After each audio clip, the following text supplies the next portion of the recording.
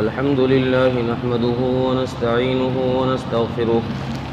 ونؤمن به ونتوكل عليه ونعوذ بالله من شرور أنفسنا ومن سيئات أعمالنا من يهده الله فلا مضل له ومن يضلله فلا هادي له ونشهد أن لا إله إلا الله وحده لا شريك له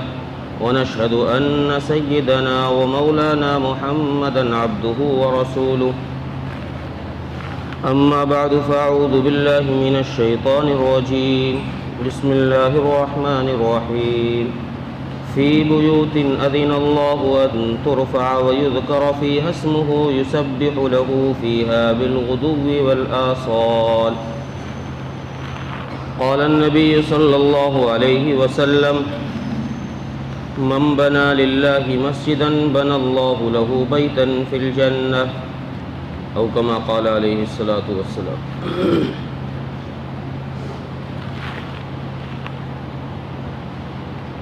محترم عزیز و بزرگوں، غیور نوجوان دوستوں اور بھائیوں،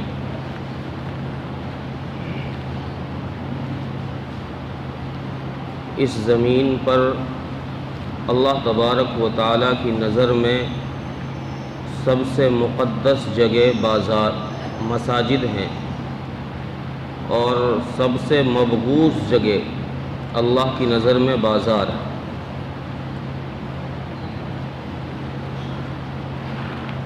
جس جگہ میں انسان جاتا ہے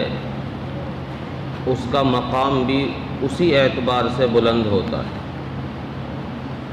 دنیا کی عدالتوں میں، دنیا کے شوروموں میں عام انسان نہیں جا پاتا، اس لیول کا جو ہوتا ہے وہی آدمی وہاں جا سکتا ہے۔ اللہ تبارک و تعالیٰ نے مساجد کا جو مقام بتایا ہے، اس کے لیے اللہ تبارک و تعالیٰ نے لوگوں کی نشاندہی بھی کی ہے کہ کون لوگ ہیں جو مساجد میں آتے ہیں، کون لوگ ہیں جو مساجد سے دور رہتے ہیں۔ مسجدوں کے آباد کرنے کا ذمہ کس کے ہے؟ انما یعمر مساجد اللہ من آمن باللہ والیوم الآخر۔ مسجدوں کو صرف وہی لوگ آباد کرتے ہیں جو اللہ پر یقین رکھتے ہیں، جس کا یہ یقین ہے کہ میرا مالک کا گھر ہے، اس کو مجھے آباد کرنا ہے، اس میں مجھے اپنی پیشانی کو، اپنی ناک کو رگڑنا ہے، وہی لوگ آ کر مسجدوں کو آباد کرتے ہیں۔ اور جس کو اللہ کی ذات پر یقین نہیں ہوتا، جس کا اعتماد اللہ کی ذات پر نہیں ہوتا ہے، وہ مسجد کے باہر کھڑے رہ کر مسجد میں آنے کی ہمت نہیں کر پاتا۔ اسی لیے رسول اللہ صلی اللہ علیہ وسلم نے ان لوگوں کے لیے ایک وعید سنائی ہے جو لوگ اللہ پر ایمان تو رکھتے ہیں، اپنے آپے کو مسلمان تو کہتے ہیں، لیکن مساجد کے آباد کرنے سے، مساجد میں نماز پڑھنے سے دور رہتے ہیں۔ مسجد کا پڑوسی ہوتے ہوئے مسجد میں نہیں آتا، مسجد کے قریب رہتے ہوئے نماز کا وقت ہوتا ہے، جماعت ہوتی ہے، لیکن مسجد میں نہیں آتا۔ رسول اللہ صلی اللہ علیہ وسلم نے ایسے اشخاص کے بارے میں ایک وعید ارشاد فرمائی ہے۔ اللہ کے نبی صلی اللہ علیہ وسلم ارشاد فرماتے ہیں کہ میرا جی یہ چاہتا ہے کہ جو مسجد کے پڑوسی، جو مسجد کے قریب رہنے والے مسجد میں نماز نہیں پڑھتے، مسجد کو آباد کرنے کے لیے نہیں آتے، اگر اس مسجد کے اطراف میں بوڑھے اور بچے نہ ہوتے، اگر اس مسجد کے اطراف میں بوڑھے بزرگ آدمی اور بچے نہ ہوتے، تو میں جا کر لوگوں سے کہتا کہ کچھ لوگ مسجدوں کو آباد کریں، مسجد میں نماز پڑھیں، اور میں جا کر ان کے گھروں میں آگ لگاؤں۔ یہ رسول اللہ صلی اللہ علیہ وسلم کی سخت وعید ہے۔ اللہ کے نبی صلی اللہ علیہ وسلم فرما رہے کہ میں ان کے گھروں کو جا کر جلا دوں جو اللہ کے گھر کو آباد کرنے نہیں آتے مسجد کے رہتے ہوئے۔ اب ہم میں سے ہر آدمی یہ غور کرے، ہر مسلمان یہ سوچے کہ میں مسجد کو روزانہ کتنے ٹائم آباد کرنے کے لیے آتا ہوں، نماز پڑھنے کے لیے کتنے ٹائم آتا ہوں۔ کتنے مسلمان ہیں کہ نماز ہوتی ہے، اذان ہوتی ہے، لیکن مسجد کے باہر یوں ہی تماشائیوں کی طرح کھڑے رہتے ہیں، اپنی گپوں میں لگے رہتے ہیں۔ اللہ کی لعنت برستی ہے کہ کچھ لوگ اللہ کے گھر کو آباد کر رہے ہیں، مؤذن نے حکم دیا مسجد آباد کرنے کا، مؤذن نے حکم دیا کامیابی کی طرف بلانے کا، لیکن ان کو کامیابی یہاں نظر نہیں آ رہی، ان کو کامیابی باہر نظر آ رہی۔ اس لیے وہ باہر کی جگہوں کو آباد کر رہے ہیں، مسجد کو گویا عملاً ویران کرنا چاہتے ہیں۔ ویسے تو آپ کسی سے جا کے بات کرو نا کہ یار تو اس مسجد کو ویران کر دے، یہاں سے لوگوں کو بھگا دے نماز، ابے استغفر اللہ کیسی باتیں کر رہا بھائی، میں مسجد کو کیوں ویران کروں، میں لوگوں کو کیوں نکالوں مسجد سے؟ ویسے تو آدمی اتنا خوف کھاتا ہے، اور عمل اس کا یہ ہوتا ہے کہ وہ خود مسجد میں نہیں آتا، عملاً وہ گویا انکار کر رہا ہے کہ میں مسجد کو آباد کرنا نہیں چاہتا، میں مسجد کو آباد دیکھنا نہیں چاہتا۔ تو یہ مساجد جو ہیں اللہ کے گھر ہیں، اللہ کی محبوب جگہ ہیں، ان میں جو آتا ہے اللہ کا محبوب بندہ ہوتا ہے، اللہ اس سے محبت کرتے ہیں، یہ اللہ کے محبت کی علامت ہے۔ اس لیے قرآن کریم میں اللہ تبارک و تعالیٰ نے ایک بات ارشاد فرمائی، فی بیوت اذن اللہ ان ترفع، کہ اللہ کے گھروں کو آباد کرو، بلند کرو، ان کو بڑھاؤ۔ یہاں مفسرین نے دو باتیں لکھی ہیں، ایک تو ان ترفع کا ترجمہ یہ لکھا ہے، ان ترفع کی تفسیر یہ کی ہے کہ ترفع سے مراد وہ لوگ ہیں جو مسجدوں کو آباد کرنے آتے ہیں، یہاں آ کر قرآن کی تلاوت کرتے ہیں، یہاں آ کر تسبیح پڑھتے ہیں، یہاں آ کر نماز پڑھتے ہیں، یہاں آ کر ذکر الہی کرتے ہیں۔ ایک تو ان ترفع سے وہ لوگ مراد ہیں کہ اللہ حکم دے رہا ہے ان لوگوں کے لیے کہ جو مسجدوں کو آباد کرتے ہیں کہ تم اپنے اس عمل میں لگے رہو، اللہ کے گھر کو بلند کرتے رہو، اللہ کے گھر کو اونچا کرتے رہو، اجاگر کرتے رہو۔ اور دوسری تفسیر مفسرین نے یہاں ان ترفع سے یہ کی ہے کہ اسی زمرے میں داخل ہے یہ بات بھی کہ مساجد کو تعمیر کیا جائے اور مساجد کی ضروریات کو پورا کیا جائے، یہ بھی اسی حکم میں ہے ان ترفع کے کہ مسجدوں کو بلند کیا جائے۔ اب چاہے مسجد کی ضروریات میں سے کوئی بھی ضرورت ہو، جو آدمی اس کو پورا کرے گا وہ اس آیت کا مصداق ہے، وہ اس آیت کا مصداق ہے۔ اور مسند احمد کے اندر کئی روایتیں موجود ہیں۔ ایک روایت تو حضرت ابن عمر رضی اللہ تعالیٰ عنہ کی، حضرت ابن عمر فرماتے ہیں کہ میں نے رسول اللہ صلی اللہ علیہ وسلم کو ارشاد فرماتے ہوئے اپنے کانوں سے سنا۔ کیا فرمایا اللہ کے نبی نے کہ جو شخص مسجد بنائے گا، من بنا للہ مسجدا بنى اللہ لہ بیتا فی الجنہ، جو شخص مسجد بنائے گا اللہ اس کے لیے جنت میں ایک محل بنائیں گے۔ اب اس حدیث میں کسی قسم کی کوئی وضاحت نہیں کہ مسجد کہیں سے بنائی جائے، کیسی بنائی جائے، کوئی وضاحت نہیں ہے، چاہے جیسی مسجد بنا دو اللہ تبارک و تعالی جنت میں اس کے لیے محلات کا انتظام فرما دے۔ اسی کتاب کے اندر مسند احمد کے اندر آگے ایک روایت لائے ہیں امام احمد، جس کے راوی حضرت عثمان غنی رضی اللہ تعالیٰ عنہ ہیں۔ وہ فرماتے ہیں کہ من بنا للہ مسجدا بنى اللہ لہ مثلہ بیتا فی الجنہ، کہ جو آدمی اللہ کا گھر تعمیر کرتا ہے اللہ اسی جیسا اس کے لیے گھر تعمیر کرتے ہیں جنت میں، اسی جیسا گھر تعمیر کرتے ہیں جنت میں۔ اب یہاں اس روایت سے یہ بات سمجھ آ رہی ہے کہ بھئی یہ فضیلت اس شخص کے لیے ہے جو آدمی پورا گھر اللہ کا تعمیر کرائے، نیچے سے لے کر اوپر تک جس نے تعمیر کرایا اس کے لیے جنت میں ایک محل بنے گا۔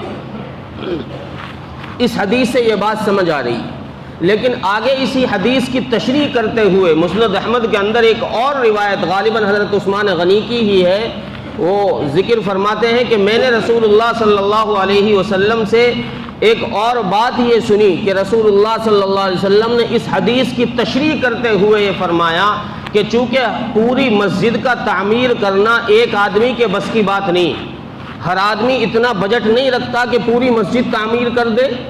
اتنا بجٹ کس کا ہوگا؟ کروڑوں روپے، آج کل تو مہنگائی کا دور ہے، کروڑوں روپے لگ جاتے ہیں مسجد تعمیر کرنے میں۔ تو حضرت عثمان غنی رضی اللہ عنہ فرماتے ہیں کہ میں نے رسول اللہ صلی اللہ علیہ وسلم سے ارشاد فرماتے ہوئے سنا کہ آپ صلی اللہ علیہ وسلم نے جنت کے محل کی تعمیر اور جنت کے محل کی خصوصیات ذکر فرمائیں کہ دیکھو تم دنیا میں جو مسجد تعمیر کرو گے اس کو تم اینٹ گارا پتھر سے بناؤ گے، اس کو تم سیمنٹ اور روڑی سے بناؤ گے، ریتے سے تعمیر کرو گے، لیکن اللہ تبارک و تعالیٰ تمہیں جنت میں جو محل دیں گے وہ مشک، یاقوت اور زعفران سے اور سونے اور چاندی کی اینٹوں سے بنا ہوا ہو۔ پھر آگے اسی حدیث میں تشریح فرمائی کہ یہ فضیلت کس کے لیے ہے؟ آیا پوری مسجد بنانے کے لیے، یا اگر کسی نے اپنی حیثیت کے مطابق مسجد میں لگایا تو اس کے لیے بھی یہ فضیلت ہے؟ ارشاد فرماتے ہیں کہ رسول اللہ صلی اللہ علیہ وسلم نے ارشاد فرمایا کہ اگر کوئی شخص فاختہ کے گھر کے برابر بھی مسجد میں تعمیر میں حصہ ڈال دے۔ فاختہ ایک پرندہ ہوتا ہے، آپ جانتے ہوں، چھوٹا سا ایک چڑیا، اس کا اب ظاہر بات ہے وہ پرندہ چھوٹا ہے تو گھر بھی چھوٹا ہی ہوگا اس کا۔ رسول اللہ صلی اللہ علیہ وسلم ارشاد فرماتے ہیں کہ جس شخص نے مسجد میں فاختہ کے گھر کے برابر بھی اپنا حصہ ڈال دیا، جس شخص نے فاختہ کے گھر کے برابر اپنا حصہ ڈال دیا، اللہ تبارک و تعالیٰ اس کے لیے بھی جنت میں ایک محل بنا دے، اس کے لیے بھی جنت میں ایک محل بنا دے۔ اب یہ ہر آدمی کی اپنی وسعت اور اپنی ہمت کے حیثیت کے حساب سے ہے کہ اللہ نے جتنا جس کو دیا ہے اس حیثیت سے اللہ کے گھروں کو تعمیر میں لگائے، اللہ کے گھروں کی زیب و زینت کریں، اللہ کے گھروں کو عالی شان بنائیں، اللہ کے گھروں کی صاف ستھرائی کا خیال کریں۔ اپنے گھروں میں جیسے ہم صفائی ستھرائی کا خیال کرتے ہیں ویسے ہی ہم اللہ کے گھروں کی صفائی ستھرائی کا خیال کیا جائے۔ امام اور مؤذن کی ہی ذمہ داری نہیں ہے، صفائی ستھرائی کا خیال رکھنا ایک ایک مقتدی کی ذمہ داری ہے، چونکہ مسجد کسی کے باپ کی جاگیر نہیں ہے، کوئی گھر سے لکھوا کر نہیں لایا، کسی کی نسلوں سے نہیں لکھا چلا آ رہا کہ یہ اس کی جاگیر ہے، بلکہ مسجد میں جتنا مسجد کے پڑوسی کا حق ہے اتنا ہی مسجد کے دور رہنے والے کا حق، سب کے لیے برابر ہے اللہ کا گھر، سب کا برابر کا حق ہے۔ اس لیے ہر ایک کی ذمہ داری بھی برابر کی ہے کہ مسجد کی صفائی ستھرائی کا خیال بھی کیا جائے، اور مسجد میں جب کسی چیز کی ضرورت پڑے، مسجد کی ضروریات میں جب ضرورت پڑے تو پھر آدمی اس میں حصہ بھی اپنا بڑھ چڑھ کر ڈالنے کی کوشش کرے۔ ہارون رشید ایک بادشاہ گزرا ہے، بڑا نیک بادشاہ ہے،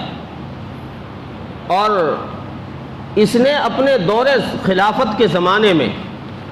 اپنے دور خلافت میں اس نے ایک اعلان عام کیا کہ بھائی میں ایک مسجد بنانا چاہتا ہوں، اور اس مسجد میں نہ سرکاری پیسہ استعمال کیا جائے گا، جو خزانے کا فنڈ میرے پاس رکھا ہوا ہے، بیت المال رکھا ہوا ہے، نہ وہ استعمال کیا جائے گا، نہ کسی اور کا کوئی پیسہ استعمال کیا جائے گا، صرف اور صرف میرا پیسہ اس مسجد کی تعمیر میں لگے۔ یہ اعلان ہارون رشید کا عام ہو گیا پورے ملک میں۔ بغداد میں،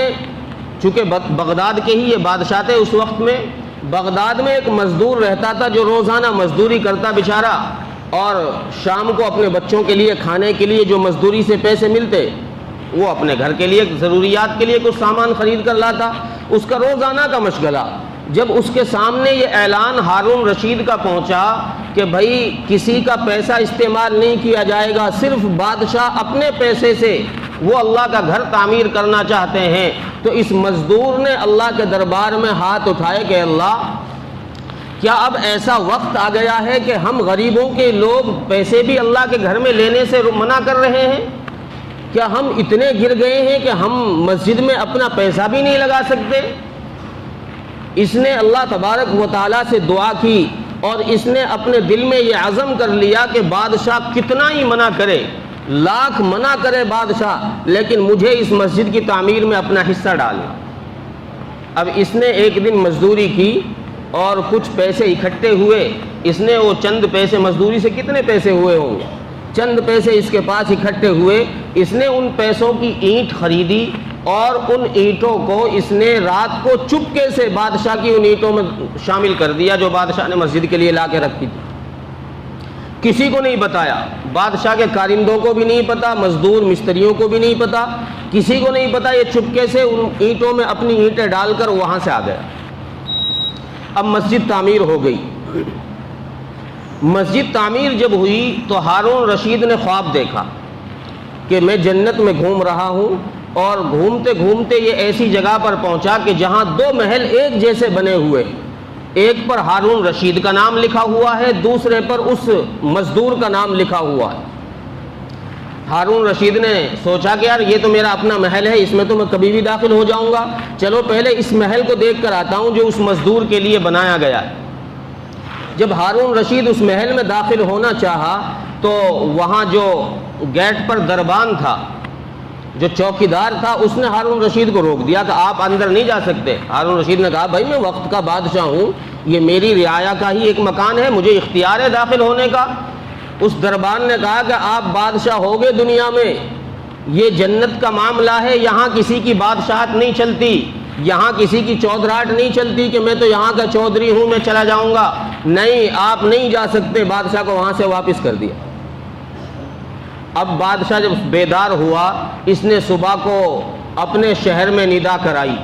پورے شہر میں اعلان کرایا بھئی اس نام کا کون شخص ہے۔ چونکہ یہ اس شش و پنج میں مبتلا ہو گیا، کشمکش میں پڑ گیا کہ یار میں نے اللہ کا گھر تعمیر کرایا ہے، مجھے چلو اس کے عوض میں اللہ نے محل دے دیا سمجھ آتی ہے، لیکن یہ مزدور کون ہے، میرے جیسا مکان ہی اس کو مل گیا۔ اب اس بادشاہ نے اعلان کرایا اور اس مزدور کو ڈھونڈوایا، اس کے فوجی اس کے سپاہی گئے اور اس فقیر کو تلاش کر کے لے کر آئے پکڑ کر۔ بادشاہ نے حال دیکھا کہ فقیر کے تو بدن پر کپڑے بھی پھٹے ہوئے، کپڑے بھی ڈھنگ کے نہیں ہیں۔ بادشاہ نے کہا کہ بھائی یوں بتا تو نے ایسا کون سا نیک عمل کر دیا کہ جنت میں دیکھ رہا ہوں کہ میرے محل کے سامنے تیرا محل ہے اسی جیسا۔ جی جناب میں تو غریب آدمی ہوں، مزدور آدمی ہوں، روزانہ مزدوری کرنے جاتا ہوں، اپنے بچوں کا پیٹ پال رہا ہوں، میرے پاس کہاں نیکیاں ہیں؟ آپ نے تو اللہ کا گھر تعمیر کرایا ہے،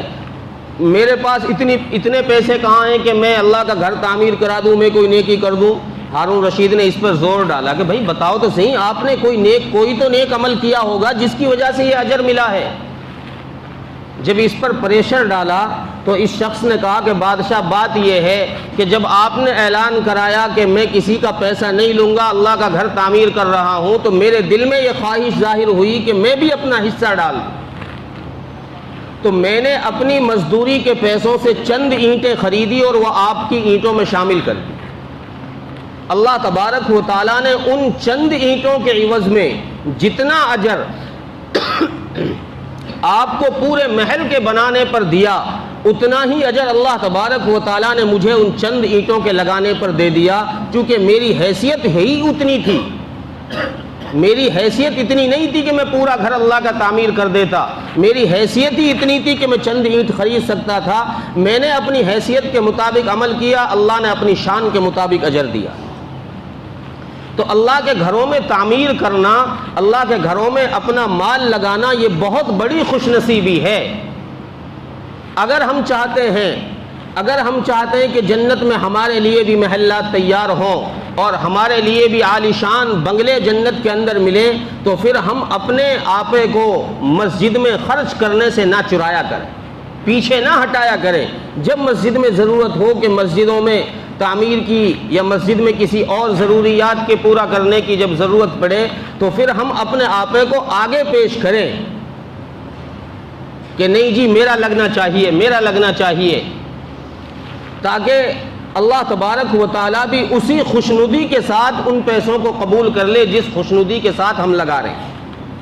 اگر ہم نے کسی کے دباؤ کی وجہ سے یار یہ فلاں صاحب بھی آ گئے چندے کے لیے، فلاں صاحب بھی، اب ان سے انکار کیسے کروں، اب جیب سے نکال کر دے رہا پیسہ، اب اخلاص نہیں ہے اس کے اندر، اب وہ ان کی شرم میں دے رہا ہے جو چندہ کرنے کے لیے آ گئے، یار ان کے سامنے منع کیسے کروں۔ نہیں، اپنی رضا کے لیے، اللہ کو راضی کرنے کے لیے ہمیں خرچ کرنا ہے، تاکہ اللہ تبارک و تعالیٰ اسی شان کے اعتبار سے، اپنی شان کے اعتبار سے ہمیں اجر دے دے۔ تو اب بات یہ ہے کہ چونکہ ہماری اس مسجد میں کمیٹی کے لوگوں نے مشورہ کیا ہے کہ چوتھا لینٹر ڈلنا ہے اوپر، چونکہ جمعے میں لوگ نمازی اوپر جاتے ہیں تو گرمیوں میں بڑی پریشانی ہوتی ہے، آپ لوگ تو نیچے ہوتے ہیں یہاں اتنی دقت نہیں، لیکن جو اوپر ہوتے ہیں وہ دھوپ میں تل ملا جاتے ہیں، خصوصاً گرمیوں میں۔ سردیوں میں تو ہر آدمی دھوپ کے لیے بھاگتا ہے، لیکن گرمیوں میں جب دھوپ پڑتی ہے تو اوپر سے بھی تپش اور چھت بھی جلتی ہے، وہ لوگ پریشان ہوتے ہیں۔ اس لیے اوپر چوتھا لینٹر ڈالنے کی ایک ارادہ کیا ہے۔ اگر آپ لوگوں کا تعاون ہو جائے گا، چونکہ یہ لینٹر کا خرچہ بڑا ہے، اس میں 10 اور 20 100 50 سے کام نہیں ہوگا۔ اگر اب نہیں لائے، آپ اب نہیں لائے تو بعد میں جمع کرا دیں کمیٹی کے لوگوں کے پاس،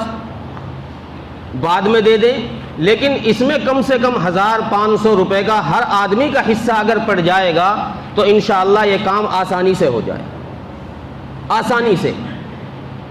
میں یہ نہیں کہتا کہ آپ لاکھ خرچ کرو، 50 خرچ، اگر اللہ نے دیا ہے تو آپ اتنا بھی خرچ کر سکتے ہیں،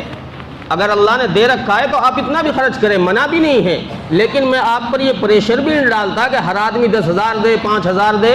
لاکھ دے، نہیں۔ اللہ نے جتنی وسعت دی ہے، اللہ کے گھر میں اپنی وسعت کے حساب سے آدمی خرچ کرے، 100 500 1000 2000 10,000، جتنی اللہ نے ہمت دے رکھی ہے، جتنا خرچ کریں گے اللہ کے بینک میں اتنا ہی جمع ہو۔ اس لیے نماز کے بعد جب چندہ ہو تو اس میں ہر آدمی اپنا حصہ ڈالے، اور جو اب فی الحال لے کر نہیں آئے ہیں وہ بعد میں لا کر جمع کرائے،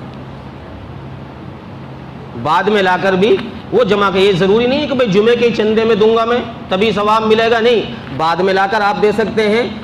انشاءاللہ وہی اجر ملے گا۔ جو آدمی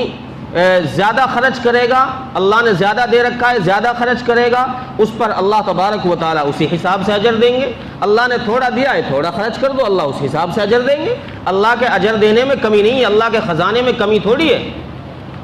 حدیث میں آتا ہے کہ اگر ساری انسانیت اللہ تبارک و تعالیٰ سے ایک وقت میں مانگے، ساری انسانیت، آدم علیہ السلام سے لے کر قیامت کی صبح تک آنے والا ایک فرد بھی،